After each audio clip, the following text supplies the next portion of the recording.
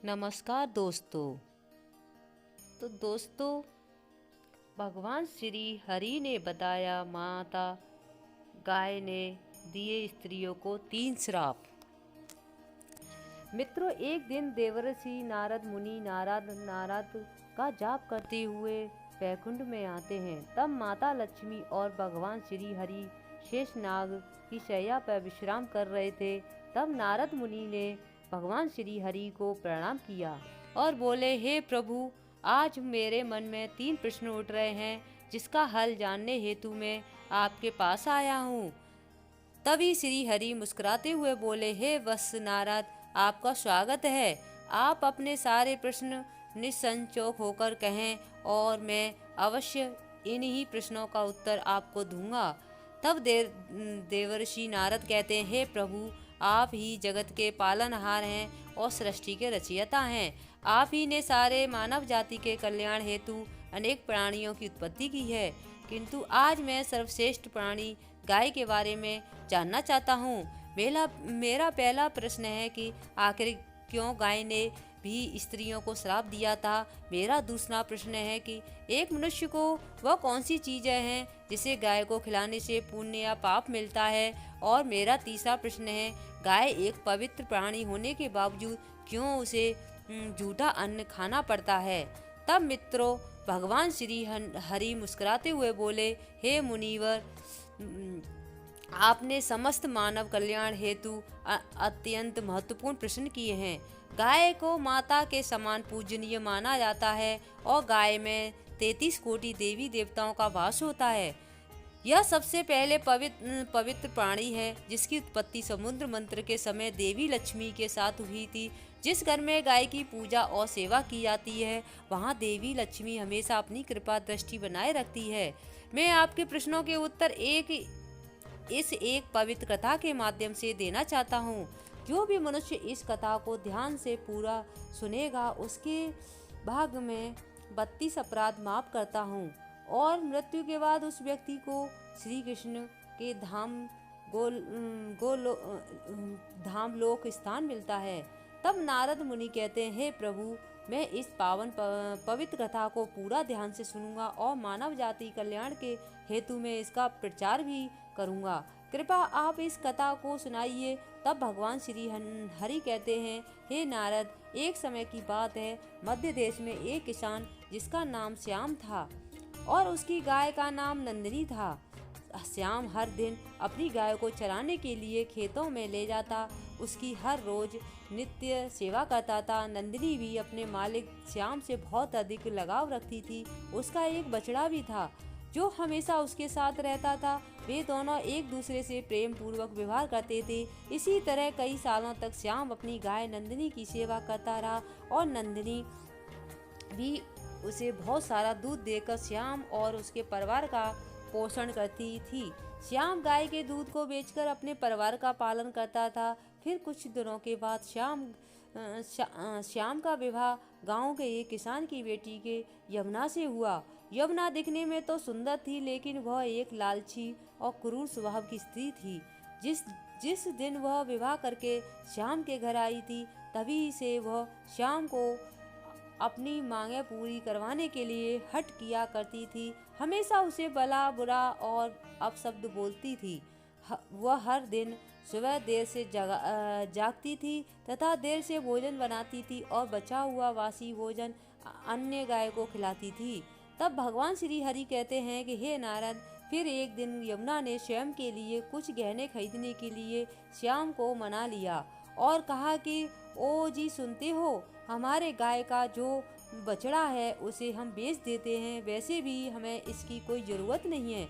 तब श्याम ने मना किया तो वह श्याम के साथ जोर से झगड़ने लगी, जिससे बेचारा श्याम उसकी जिद के आगे हताशा होकर उसने ना चाहते हुए भी गाय के बछड़े को बेच दिया। इस कारण से नंदिनी गाय और श्याम दोनों बहुत दुखी होकर एक दूसरे को ताकते ही रह गए। फिर कुछ दिन बीतने के बाद श्याम की गाय ने दूध देना बंद कर दिया तो यमुना ने उसे घर से बाहर निकाल दिया और घर न आने के लिए बहुत से अपशब्द का प्रयोग किया। फिर भगवान श्री हरि कहते हैं, हे नारद, गाय एक बेजुबान प्राणी अवश्य है, किंतु वह मनुष्य के हाव भावों को अच्छी तरह से समझती है और वह वहाँ से चली गई। नंदिनी अपना जीवन गांव के पास वाले जंगल में व्यतीत करने लगी। जब कुछ दिन बीतने के बाद गाय गर्भवती हो गई और वह अपना जीवन उसी जंगल में रहकर जीने लगी। कुछ महीने बीतने के बाद श्याम की गाय नंदिनी ने यह सोचा कि जब मुझे बच्चा हो जाएगा तो श्याम और उसकी पत्नी यमुना शायद फिर से मुझे अपना घर वापस ले जाएंगे। इसलिए उसने दूसरे बछड़े को श्याम के खेत में जाकर जन्म दिया। तब अगले दिन यमुना जब खेत में आई तो उसने देखा कि नंदिनी गाय ने उन्हीं के खेत में एक बछड़े को जन्म दिया है। तब यमुना के मन में वह फिर से बुरा ख्याल आया कि अब मैं इसके बछड़े को बेचकर धन कमाऊंगी और दूध से हमारा परिवार सुख पूर्वक जीवन यापन करेगा। ऐसा वह सोच ही रही थी कि नंदिनी का नवजात शिशु जो अभी अभी जन्मा हुआ था माँ के रक्त से भरा हुआ जमीन पर रेंगने लगा, जिस कारण से उसके शरीर पर कंकड़ों के कारण छोटे छोटे घाव होने लगे थे। अपने नवजात शिशु की ऐसी हालत पर नंदिनी गाय को बहुत असहज महसूस होने लगा और तड़पती हुई अपने बच्चे की ओर देखने लगी, क्योंकि वह कुछ भी नहीं कर सकती थी। क्योंकि जब उसने यमुना को उसकी ओर आते हुए देखा तो उसे करुण पुकार लगाते हुए कहा, हे देवी कृपा करें और मेरे नवजात शिशु को इस पीड़ा से मुक्त करें। इसके नाजुक शरीर को जमीन पर पड़े हुए कंकड़ चुभने के कारण उसे यातनाएं हो रही हैं। जब यमुना ने गाय के बछड़ों की ओर देखा तो वह अत्यंत दुर्गंध युक्त रक्त में पड़ा रेंगता हुआ अपनी माँ की तरफ बढ़ रहा था। तब यमुना को उस गाय के शिशु की ऐसी हालत देखकर उसे उस पर दया आने की बजाय घिन आने लगी और उसने गाय के बच्चे को न उठाते हुए कहा, भला मैं तुम्हारे ऐसे गंदे बछड़े को क्यों छू लूं? दोस्तों, भगवान श्री हरि कहते हैं कि हे नारद, वह गाय यमुना से बहुत याचना करने लगी। रोते हुए गिड़गिड़ाते हुए हृदय के अंतर मन से उसे विनती करने लगी, किंतु यमुना ने क्रूर स्वभाव के कारण उसने गाय के बछड़े को छुआ तक नहीं और वह वहां से दूर चली गई। गाय बार बार उसे विनती करती रही, किंतु यमुना ने उसकी बातों पर ध्यान नहीं दिया। तब गाय ने भगवान को प्रार्थना करते हुए गुहार लगाई और कहने लगी, हे प्रभु, आप क्यों मेरे निर्दोष निष्पाप बछड़े को ऐसी प्राण घातक सजा दे रहे हो? आखिर हम प्राणियों में कौन सा महापाप किया है जिस कारण से हमें अपने बच्चों को ऐसा तड़पते हुए देखना पड़ता है? गाय की ऐसी करुण पुकार सुनकर स्वयं श्री कृष्ण वहां पर पधारे और उन्होंने गाय सहित समस्त प्राणियों को आशीर्वाद दिया कि उसके बच्चे जन्म लेने वाले बाद तुरंत ही चलने लगेंगे, जिसके कारण से वे उसके स्वयं के माँ के आसपास रह सकेंगे। तब भगवान श्री हरि कहते हैं, हे नारद, श्री कृष्ण आशीर्वाद देकर वहाँ से अंतर्धान हो गए। किंतु थोड़ी देर बाद जब यमुना वापस उस गाय के पास उसे देखने के लिए आई तो उसे उसकी आंखों पर विश्वास नहीं हुआ। गाय का बच्चा खुद से खड़ा था तो यमुना ने गाय के बच्चे को हल्का सा धक्का देकर जमीन पर गिरा दिया। जब गाय ने यमुना की यह घिनौनी हरकत को देखा तो उसे बड़ा ही क्रोध आया और उसने समस्त संसार, देवी देवता, अग्नि, वायु, आकाश, जल और वृक्षों को साक्षी मानते हुए यमुना को श्राप दिया और कहा, हे दुष्ट स्त्री, आज तुमने अपनी क्रूरता की सभी हदें पार कर दी हैं। मैं आज समस्त संसार को साक्षी मानते हुए तुम्हें और समस्त मानव जाति को यह श्राप देती हूँ कि जब भी तुम्हारा बच्चा पैदा होगा तो उसे चलने के लिए सहारे की जरूरत पड़ेगी और तुम्हारे बच्चों को चलने के लिए 1 वर्ष तक का समय लगेगा। तब भगवान श्री हरि कृष्ण कहते हैं, हे नारद, आपके पहले प्रश्न का उत्तर इसी नंदिनी गाय के श्राप के कारण आज मनुष्य के बच्चों को चलने के लिए सहारे की जरूरत पड़ती है और ठीक से चलने के लिए मनुष्य शिशु को 1 वर्ष तक का समय लगता है। सतयुग में मनुष्य के बच्चे जन्म लेने के तुरंत बाद ही चलते थे। हे नारद, जब यमुना अपने घर संध्या समय वापस आ रही थी तभी इसी गाय के श्राप के कारण तूफान वर्षा होने लगी और तेज बिजलियां गरजने लगीं। तब तेज वर्षा के कारण यमुना एक पेड़ के नीचे सहारे के लिए रुक गई थी, किंतु नियति के खेल ने उसे पेड़ पर बिजली गिरा दी। उसी कारण से यमुना की मृत्यु हो गई। दोस्तों, यमुना की आत्मा को लेकर यमदूत उसे धर्मराज के दरबार में उपस्थित हो गए और चित्रगुप्त ने उस स्त्री का लेखा जोखा देखा। तब वे सभी हैरान हो गए। यमराज ने यमुना के गुनाहों को जानना चाहा तो चित्रगुप्त बोले, महाराज, इस स्त्री ने अपने पति का कभी आदर नहीं किया। हमेशा देर से उठना और निर्वस्त्र स्नान करना। इसी स्त्री ने अपने पूरे जीवन में कभी भी पूजा पाठ नहीं किया। इसके पापों को गिनते हुए हमें आज पूरा दिन लग जाएगा। और इसने सबसे बड़ा महापाप तो यह किया कि गाय को हर रोज झूठा वासी और सड़ा हुआ अन्न खिलाया है, जो कीड़े और वर्मी भी ना खा सकें। साथ ही एक गाय के नवजात शिशु की मदद की तक नहीं की। दोस्तों, तब धर्मराज बोले, इस स्त्री को कुंभी पाक नरक में डालकर तल दिया जाए। इसके बाद इसे जहरीली बैतरणी में डाल दिया जाए और इस स्त्री को 16 नरकों की सजा दी जाए। दोस्तों, भगवान श्री हरि कहते हैं, हे नारद, यमदूत स्त्री को इन सारे प्रकार के नरक में डाल देते हैं और उनकी आत्मा को बहुत पीड़ा देते हैं। यह सिलसिला पूरे 1 वर्ष तक चलता रहा। जब उसकी सारी सजाएं पूरी हो गई, फिर धर्मराज ने उस स्त्री को गाय को हमेशा से झूठा सड़ा हुआ अन्न खिलाने के कारण उसे सूअर की योनि में जन्म लेकर हमेशा कीचड़ में रहने का और दुर्गंध युक्त पदार्थ खाने का आशीर्वाद दे दिया। दोस्तों, भगवान श्री हरि कहते हैं, हे नारद, जो भी स्त्री या पुरुष गाय को झूठा या सड़ा हुआ अन्न खिलाते हैं, उन्हें नरक में जाना पड़ता है और कई प्रकार के कष्ट भोगने पड़ते हैं। हे मुनि, अब मैं आपको बताता हूँ आखिर क्यों गाय को झूठा अन्न खाना पड़ा था। यह बात सतयुग की है, जब शिवजी और माता पार्वती समुद्र के किनारे विहार करने गए थे तो शिवजी के मन में शरारत करने की सूझी। उन्होंने पार्वती से कहा, हे देवी, मुझे अचानक आवश्यक काम से जाना पड़ रहा है। मैं कार्य पूरा करके अभी आता हूँ, तब तक आप मेरी यही प्रतीक्षा करें। दरअसल शिवजी माता पार्वती को प्रसन्न करना चाहते थे। शिवजी की बात मानकर देवी पार्वती अकेली तट पर बैठकर उनकी प्रतीक्षा करने लगी। इसी तरह शाम हो गई और उस दिन शिवरात्रि थी। जब तक शिवजी ना लौटे तो माता पार्वती ने तट पर ही रेत के शिवलिंग का निर्माण किया और आसपास उपलब्ध पूजन सामग्री से रात भर शिवजी का निर्जला निराहार व्रत संपूर्ण किया। शिवजी सूक्ष्म रूप में वहीं उपस्थित थे और हर गतिविधि के साक्षी थे। सुबह होने पर पार्वती ने समुद्र के रेत के शिवलिंग और पूजन सामग्री का विसर्जन कर दिया। इसके थोड़ी ही देर बाद शिवजी प्रकट हो गए और बोलने लगे कि देवी पार्वती, कल शिवरात्रि थी पर मेरी पूजा नहीं की। पार्वती ने कहा, मैंने पूजा की थी और अभी तुरंत पूजन सामग्री समुद्र में विसर्जित की है।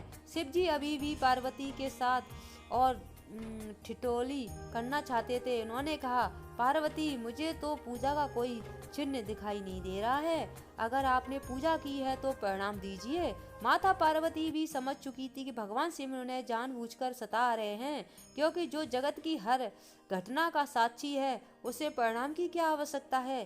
देवी पार्वती भी इस हंसी मजाक का भरपूर आनंद ले रही थी। शिव जी की बात सुनकर माता पार्वती ने आसपास देखा तो उन्हें एक गाय खड़ी दिखाई दी। उन्होंने शिव जी से कहा, यह गाय मेरी साक्षी है। जब मैं यह पूजा कर रही थी तो यह गाय यहाँ उपस्थित थी। शिव जी ने गाय से पूछा, तो क्या पार्वती ने पूजा की है? उस गाय ने ना में सिर हिला दिया। शिव जी ने कहा, पार्वती, आप असत्य कह रही हैं। गाय ने आपकी गवाही नहीं दी। शिव जी के सामने स्वयं का अकारण झूठा साबित होना सब पार्वती को सहन नहीं कर पाई और क्रोध में आकर उन्होंने उसी वक्त गाय को श्राप दे दिया। माता पार्वती ने श्राप देते हुए कहा, तू दिव्य जन्मा है, तू जगत कल्याण के लिए प्रकट हुई है, इसलिए जनहित के लिए तेरे गुण यथावत रहेंगे। किंतु जिस मुंह से तूने झूठी गवाही दी है उसे दंड भुगतना होगा। झूठे बोलने के कारण अब से झूठन ही तेरा आहार होगी। इस तरह झूठल बोलने से गौ माता क्रोध की भागी बनी और आज तक उनकी संतति अच्छा भोजन प्राप्त होने के बावजूद भी जूठन खाने के लिए बाध्य हैं।